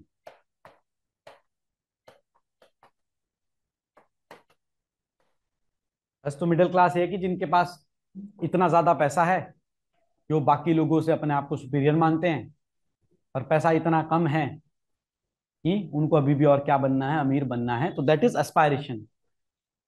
बट तो पैसे के मामले में है। नहीं तो मिडिल क्लास क्या है? जो तय कर रही है कि हमको हायरार्की में ऊपर बढ़ना है। एक और, एक तो मीम ही में बड़े देख लेता हूँ, फिर उसमें सोशोलॉजी डाल लेता हूँ। एक वो ऐसा मीम देखा आपने? एक आदमी अपने बच्चे को बताता है कि देखो, life is like a circle. जब मैं गांव से चंडीगढ़ आया था, तो मैंने एक सीढ़ी यहाँ पर लांग ली, और बहुत मुश्किल से लांगी। अगर तुमको जीवन में कुछ करना है, तो डिसिप्लिन लेके आओ, फालतू के दोस्त छोड़ो, पढ़ाई पे ध्यान दो। और इकलौती पढ़ाई ही एक ऐसी चीज है जिससे तुम इस सर्कल में कहां पहुंच सकते हो? यहां पर। He was the aspirational class. जो जैसे जिए वहीं मर गए, they are not aspirational people. ठीक है बात? तो लोग काम करना चाह रहे हैं। ये एस्पायरेशनल क्लास कहां पैदा हुई? जब लोग रीजन ढूंढने लगे, जब रैशनल थिंकिंग ढूंढने लगे। पिताजी ने बोला वही ठीक है, तो फिर एस्पायरेशन थोड़ी नहीं हुआ। लॉजिक ढूंढने लगे कि हो सकता है पिताजी भी गलत बोल रहे हो, इसलिए कुछ नई चीज सीखते हैं, नई चीज इन्वेंट करते हैं, नया तरह का बिजनेस स्थापित करते हैं। ये थॉट जब यहां पर आया, इस पीरियड को क्या बोलेंगे? Enlightenment period. तो बहुत सारे लोग, इससे पहले देखो, भारत मिडिल क्लास की जब शुरुआत में था, तो सब लोग बोल रहे थे अपने बच्चों को पढ़ो, डॉक्टर इंजीनियर बनो। अब पता लग रहा डॉक्टर इंजीनियर सारे एचएस की तैयारी कर रहे हैं, उनसे भी नहीं हो पा रहा, गुरु एचएस की पोस्टें नहीं आ रही। तो अब मैं जो नए बच्चों को देखता हूँ, उनके पेरेंट्स अपने को बोलते हैं कुछ करो। अब आजकल क्या हो गया? क्रिकेट खेलो बोलो, आईपीएल में ज्यादा पैसा है। फिर थोड़े हिमाचल से एक दो प्लेयर कबड्डी में भी चले गए, साल में 2 बार कबड्डी लीग होती है, तो 14-15-20 लाख रुपए मिल जाते हैं। एक एचएस अधिकारी नहीं कमा पाता इतने पैसे, अनटिल अनलेस करप्शन ना करे, उससे कम ही मिलते हैं। तो अब बोल रहे कि ठीक है, ये भी ठीक है, कबड्डी सीखो। समझ रहे बात? अब जैसे हिमाचल प्रदेश में अभी रेणुका सिंह ठाकुर गई, तो मैं खुद अपनी सोसाइटी में ऑब्जर्व कर रहा हूँ कि जो लड़कियां थोड़ी फिजिकली स्ट्रांग है, उनके पेरेंट्स बोल रहे स्पोर्ट्स स्पोर्ट्स सीखो, कुछ ये पढ़ाई पूरी मत करो। कोई जरूरत नहीं है करने की। समझ रहे? जिंदगी बन जाएगी अगर गलती से देश के लिए खेल गए। ठीक है, नई डीएसपी की पोस्ट आएगी, वो तुमको नहीं मिलनी, रेणुका सिंह ठाकुर को ही मिलनी है। हरमनप्रीत कौर तो बनी गई ना। ठीक है, तो हिमाचल में अगली डीएसपी रेणुका सिंह ठाकुर है, वो कंफर्म्ड है, क्योंकि पहले जो अधिकारी वर्ल्ड कप में जीते, जैसे अजय सिंह ठाकुर कबड्डी में, तो उनको भी डीएसपी बनाया। तो तुम्हारी एक सीट गई। टाइम से क्रिकेट खेल लिए होते, मतलब अच्छा खेल लिए होते, तो मिल जानी थी एक सीट। ये क्या है? ये क्या है? Enlightenment period. मैं और आप एनलाइटनमेंट हो रहे क्या? कि पढ़ाई के अलावा स्पोर्ट्स में भी स्कोप है। इससे पहले था नहीं था ना, स्कोप तो था बट हमें पता नहीं लग रहा था, अब हमको लग रहा है। ऐसे चेंजेस कहां पे आ रहे हैं? यूरोप की सोसाइटी में आ रहे हैं। और इन चेंजेस की वजह से जो सोसाइटी में बदलाव आए, इसको कौन पढ़ना चाह रहा है? गॉस्ट कॉम्ट शुरुआत में पढ़ना चाह रहा है। क्लियर बात? तो अब गप्पे बहुत मार दिए, अब थोड़ा लिखना पड़ेगा। ठीक है, पहला इवेंट लिख रहे थे क्या? Industrial revolution. ठीक है, मैं बोलता रह जाऊंगा, बोलता रह जाऊंगा, तो मैं आज ही सिलेबस खत्म करा सकता हूँ। ठीक है, अभी 70 लेक्चर पढ़ाने पड़ेंगे, तो मैं 30 लेक्चर में पढ़ा के खत्म कर दूंगा। ठीक है, अगर मैं ऐसा करूं कि बोर्ड पीपीटी लगा ली, ऐसा बाद बाद में होगा, तब बोर हो जाओगे कि सर कितना लिखवा रहे हो, यही तो आपके नोट्स में लिखा है। ठीक है, तो फिर मैं बोर्ड से ही पढ़ा लूंगा। बट अभी शुरुआत में अपने थोड़े दिमाग को झकझोड़ना है कि जो चीजें सोसाइटी में हो रही है उसको पढ़ने का पर्सपेक्टिव अलग हो सकता है, सोसाइटी में पढ़ने का पर्सपेक्टिव अलग हो सकता है। तो इंडस्ट्रियल रेवोल्यूशन के नोट्स कैसे लिखेंगे? इसमें आपने लिखना है, industrial revolution started in England, industrial revolution started in England, follows whole Europe, follows whole Europe. It brings, it brings socio-economic, technological, and cultural change in the society. It brings socio-economic, technological and cultural change in the society. अब वो सब कहानी नहीं लिखेंगे हम कि agriculture बढ़िया हो रहा था, इंडस्ट्री स्थापित हो गई, लॉर्ड जो है सर बन गए, वो तो समझने के लिए। आंसर तो ब्रीफ एंड क्रिस्प होना चाहिए। पेपर चेक करने वाले को पता लग गया सोशियो पॉलिटिकल, सोशियो इकोनॉमिक का मतलब क्या है, टेक्नोलॉजिकल का मतलब क्या है, कल्चरल का क्या है। अगली जो लाइन लिखवा रहा हूं उसी से क्लियर हो जाएगा। Machine became symbol of new society, machine became symbol of new society. Answer writing के लिए एक चीज अभी समझ लो। अब इस लाइन को एक दो क्या पूरा ऐसा लिखा जा सकता है, इसके ऊपर 1000 शब्दों का। तो गप्पे नहीं मारनी, सब सोशोलॉजी का आंसर लिख रहे होंगे ना, जीएस में भी नहीं मारनी, यहाँ पे भी नहीं मारनी, नहीं तो यहाँ पे भी अब पेपर अटेम्प्ट नहीं होता, 13 क्वेश्चन लिखने पड़ते पूरे। ठीक है, तो इतना ब्रीफ लिख लिया ना। ये जो 3 कीवर्ड लिखे ना मैंने, इन 3 कीवर्ड को इस लाइन ने कर लिया समराइज। आपको नहीं समझ आया तो मैं फिर से बता देता हूँ सारी कहानी कि मशीन की वजह से क्या हुआ। मशीन की वजह से एग्रीकल्चर फ्लरिश हुआ, मशीन की वजह से इंडस्ट्रीज हुई, मशीन की वजह से लोग गांव से शहर गए, मशीन की वजह से दो लोगों का आपस में रिलेशन खराब हो गया। क्लियर बात? तो ये मशीन ही सोसाइटी का क्या बन गया, सिंबल बन गया। जो इज्जत पहले लॉर्ड साहब को मिलती थी फ्यूडल लॉ मॉडलिज्म में, अब वो किसको मिल रही है, इंडस्ट्रियलिस्ट को। वो इज्जत किसको मिल रही है, इंडस्ट्रियलिस्ट को। ठीक है, नेक्स्ट एक और पॉइंट लिखेंगे इसमें, the technological changes, the technological changes brought by industries, brought by industries changed the pattern of interaction, changed the pattern of interaction between humans, changed the pattern of interaction between humans, and established relation and structure, and established relation and structure. It also calls, it also calls, Isha ने 4 minute पहले कुछ comment किया था repeat करने को, आप मुझे बता दो, मैं रिपीट करके लिखवा दूंगा। अगर जैसे कुछ ऑनलाइन या क्लास में भी लिखते वक्त कुछ छूट जाए ना, तो 2 लाइनें खाली छोड़ दिया करो, फिर जब मैं कंप्लीट लिखवा लूँ तो बता दिया करो कि क्या लिखने को छूट गया।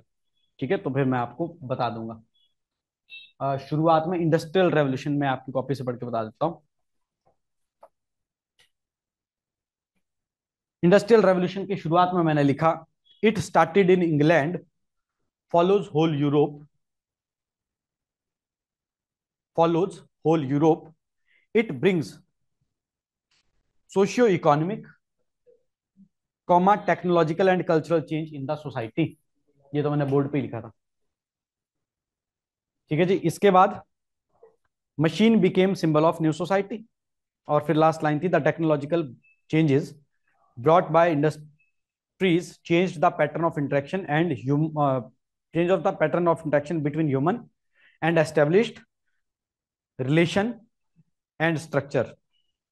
जो ऑलरेडी स्थापित रिलेशन और स्ट्रक्चर थे उसमें भी चेंज आया। It also calls change in production, transportation, market,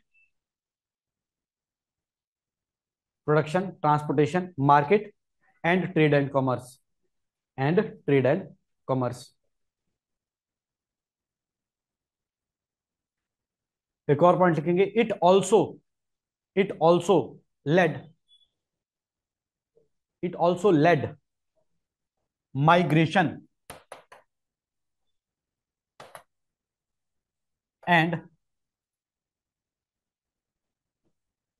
growth of urban areas और industrial town. Growth of urban areas and industrial town मतलब लोग एग्रीकल्चर से छोड़ के नॉन एग्रीकल्चर एक्टिविटीज में आ रहे थे और पूरा टाउन कैसा बन रहा था, इंडस्ट्रियल टाउन बनता जा रहा था। तो इससे क्या हो गया, पूरे के पूरा सोसाइटी एक तरीके से चेंज हो गया।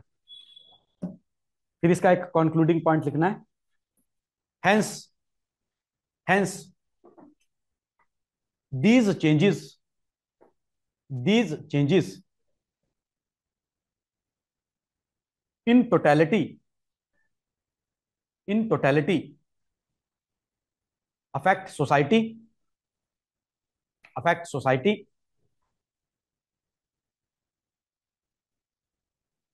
and to study these changes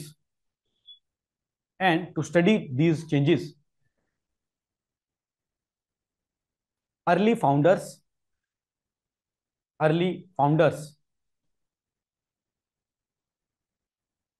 required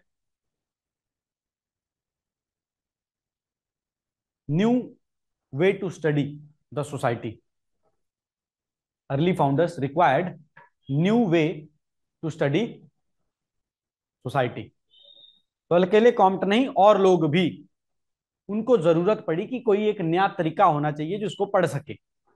कोई लोग सिर्फ इकोनॉमी के हिसाब से पढ़ रहे हैं, एडम स्मिथ की बात पे खुश हो गए कि आज तक हम सेलिब्रेट करते हैं कि इकोनॉमिक्स की स्थापना एडम स्मिथ ने की, उसने वेल्थ ऑफ नेशन करके किताब लिख ली थी। ठीक है, तो सब इकोनॉमी में खुश हो रहे थे कि इंडस्ट्री में तो ज्यादा पैसा है, इंडस्ट्री में तो जो गांव में अनएम्प्लॉयड हो गया था आदमी उसको भी एम्प्लॉय मिल रही है। बट उसकी वजह से लोगों के बीच के जो रिलेशन चेंज हुए उसको कौन पढ़ेगा? बोलो, शहरों में सरकारें स्थापित कर देते हैं, ये कौन पढ़ रहे थे? पॉलिटिकल साइंस वाले। ठीक है, तो पॉलिटिकल साइंस के जो थिंकर है वो अरिस्टोटल है, वो तो भले जमाने के आदमी है, तब से लेकर पॉलिटिकल साइंस तो डेवलप हो ही रही थी। तो वो देख रहे हैं कि जिसमें लॉकी है, रूसो है, कि कैसे सोशल कॉन्ट्रैक्ट सोसाइटी में नई तरीके से बनाए जा सकते हैं, कैसे नई लेजिस्लेशन लिखी जा सकती है। ठीक है, कैसे जो है गवर्नमेंट स्थापित की जा सकती है। पॉलिटिकल साइंस वाले बात कर रहे थे, पर बेसिक बात ये नहीं कर रहा था कि पहले कोई अपने पेरेंट्स के साथ 5 घंटे समय बिता रहा है, अब कोई 2 घंटे भी नहीं बिता पा रहा है। पहले कोई कम चीजों में भी अच्छा जीवन व्यतीत कर रहा था, अब बहुत सारी संपत्ति होने के बाद भी अच्छा जीवन नहीं जी पा रहा है। ठीक है बात। तो आज की डेट में सोशोलॉजिस्ट जो है, जब वो साइकोलॉजी के साथ करते तो वो उनका उन्होंने नया प्रोफेशन भी ढूंढ लिया अपने लिए। क्या? पहले तो सिर्फ यही होती थी ना, साइकोलॉजिकल काउंसिल, अब जो सोशल काउंसलिंग भी हो गई है। सोशल काउंसलिंग, ठीक है, सोशल काउंसलिंग कैसे कि आदमी को हर दूसरा आदमी खराब ही लग रहा है, उसके अपने फ्रेंड्स के साथ रिलेशन खराब है, अपने पेरेंट्स के साथ रिलेशन खराब है। ठीक है, तो उसको सोशल काउंसिल करना पड़ रहा है कि सोसाइटी में बिहेव कैसे करते हैं।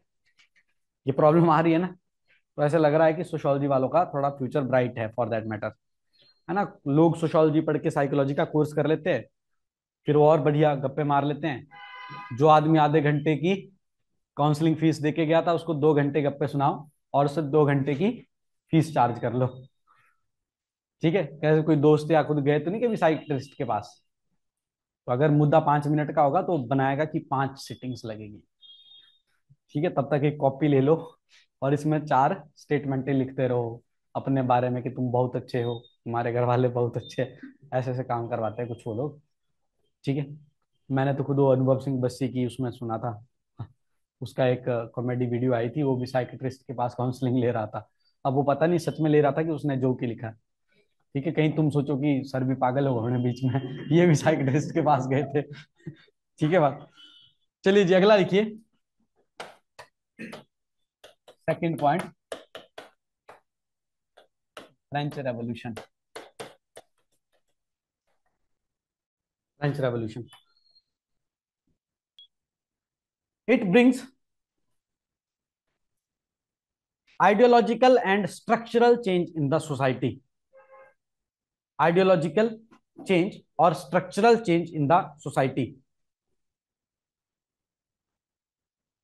It established new political system.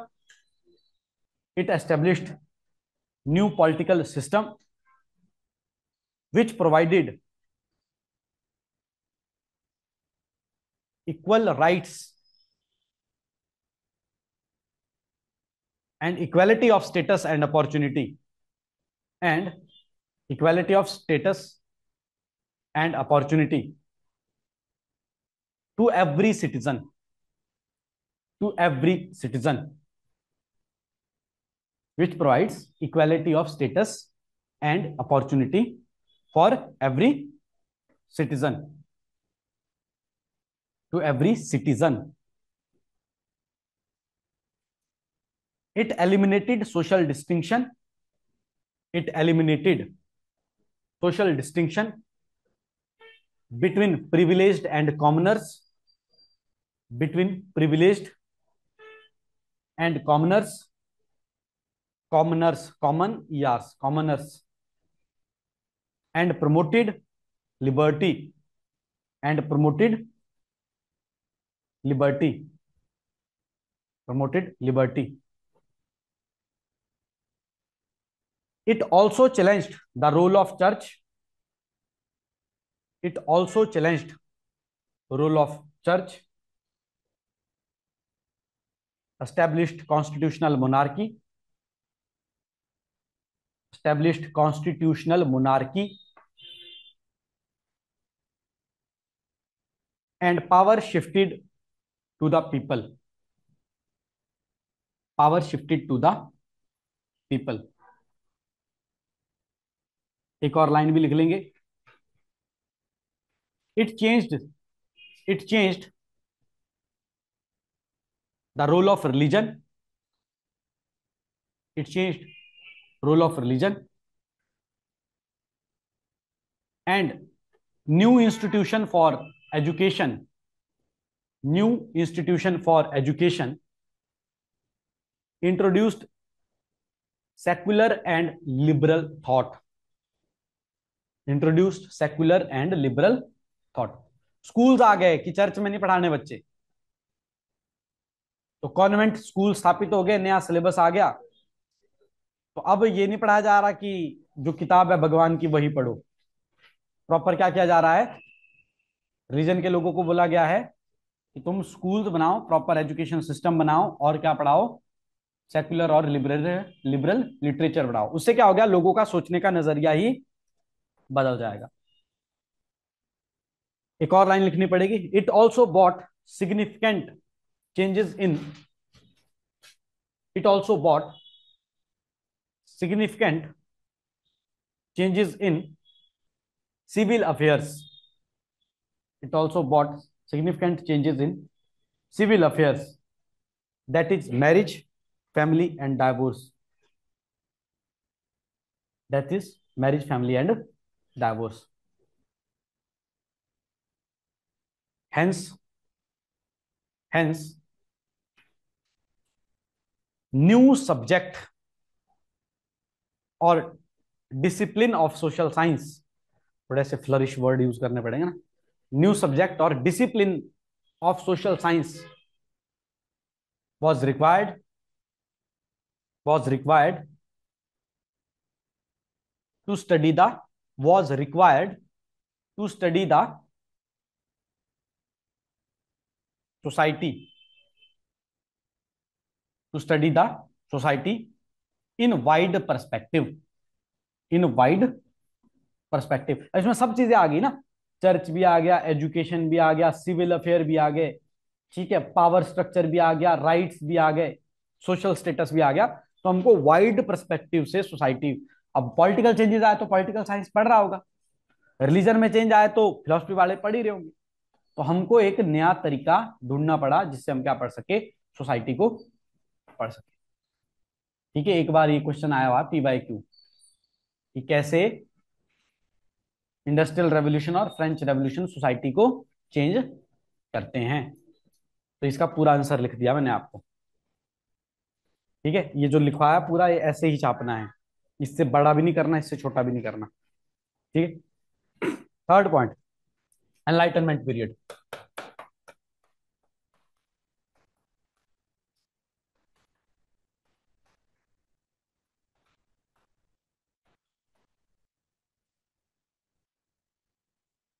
अब एनलाइटनमेंट पीरियड की सारी चीजें मैंने आपको बताई थी।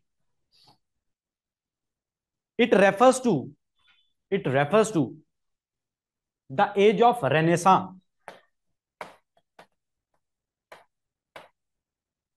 रेने रेनेसांस की स्पेलिंग क्या है? यही है?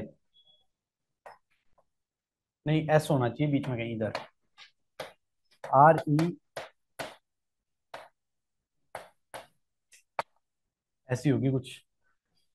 ठीक है, जितनी सोशोलॉजी मेरी अच्छी है उतनी इंग्लिश खराब है, तो मान के चलो कि बीच में S या E की गलती हो सकती है। जैसे भारत में आया था ना फादर ऑफ रेनेसां कौन, राजा राममोहन रॉय, कब आया था? 1823 में, सत्यशोधक समाज की स्थापना जब हुई थी। तो ऐसे रेनेसां 16वीं शताब्दी के बाद, रेनेसां मतलब डार्क एजेस, रेनेसां को बोलते हैं पुनर्जागरण। ठीक है, तो ये एनलाइटनमेंट पीरियड क्या है, जहां पे इनकी सोसाइटीज का क्या हुआ है, रेनेसां हुआ है, पुनर्जागरण हुआ है। ठीक है, it it was based upon it was based upon rationality, it was based upon rationality and reason based knowledge, reason based knowledge, new liberal philosophies of Locke, Rousseau and Thoreau, John Locke, Rousseau and Thoreau introduced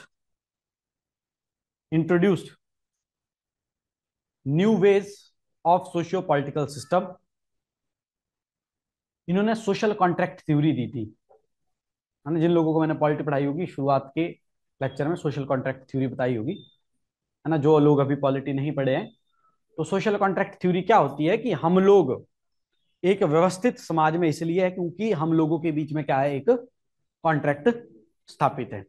उसमें आप अपना role play कर रहे हो, मैं अपना role play कर रहा हूं, उसमें हम अपना रोल प्ले कर रहे हैं, गवर्नमेंट अपना रोल प्ले कर रही है। ये क्या होता है लोगों के बीच में, सोशल कॉन्ट्रैक्ट। ऐसा क्यों होता है? ताकि मैं भी अपनी कुछ कॉम्प्रोमाइजेस करूं, आप भी कुछ अपने कॉम्प्रोमाइजेस करो, ताकि मैं भी सेफ रह सकूं और आप भी सेफ रह सको। मतलब जो मैं चाहूं वो सब कर सकता हूं ऐसा नहीं है, मैं वो सब कर सकता हूं जिसमें आप भी सेफ महसूस करें। तो आपके पास फ्रीडम है, बट उस फ्रीडम में आप मेरी फ्रीडम को वायलेट नहीं कर सकते। ऐसा हम दोनों में क्या हो रखा है, सोशल कॉन्ट्रैक्ट हो रखा है। ऐसी लिबरल फिलोसफीज कहां पे तैयार हो रही है? इस वक्त के लिटरेचर के अंदर। साथ में एक और लिखना है, new education system was science oriented, new education system was science oriented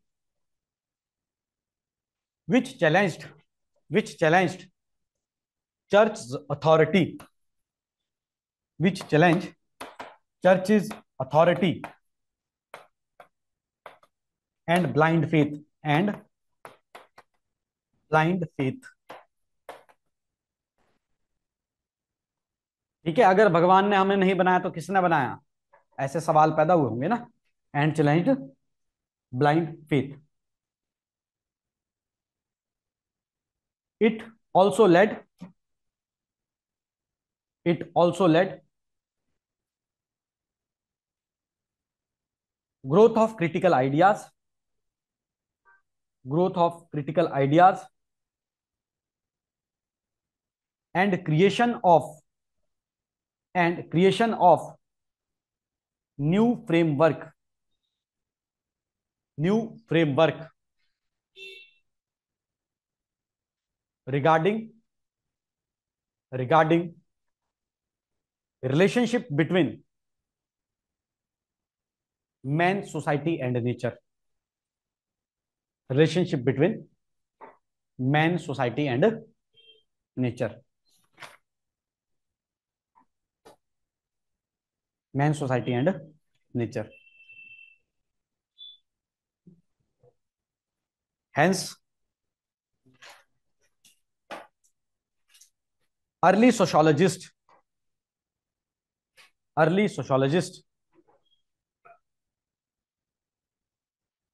built thesis built thesis that lay foundation of a new subject, that lay foundation of a new subject, that is sociology, that is sociology। ये कुछ नहीं है, flourish language है। थोड़ी देर पहले discipline लिख लिया, अभी थीसिस लिख लिया। थीसिस क्या होती है? आपने सुना होगा ना जी, पीएचडी कर रहा हूं, अभी मेरी थीसिस सबमिट नहीं हुई है। फिर जब थीसिस सबमिट हो जाती है, फिर उसका रिसर्च पेपर छप जाता है, फिर उसको क्या दी जाती है? डॉक्टरेट। कि भाई जो तूने थीसिस बिल्ड की थी वो क्या हो चुकी है? प्रूव हो चुकी है। ऐसे करके इन तीन इवेंट से क्या निकला है आपका? सोशियोलॉजी निकला है। क्लियर बात? और लास्ट में सबका कंक्लूजन लिख लो। हेंस तीनों पॉइंट का कंक्लूजन भी लिखना पड़ेगा ना। Hence these three main events hence these three main events led for the foundation of new subject। These three events led led led for the foundation of new subject which is focused on human activity, change in their behavior and relationships, hence society। change in their behavior and relationship, hence society। मतलब ultimately ये सब चीजें क्या है? Society का ही part है।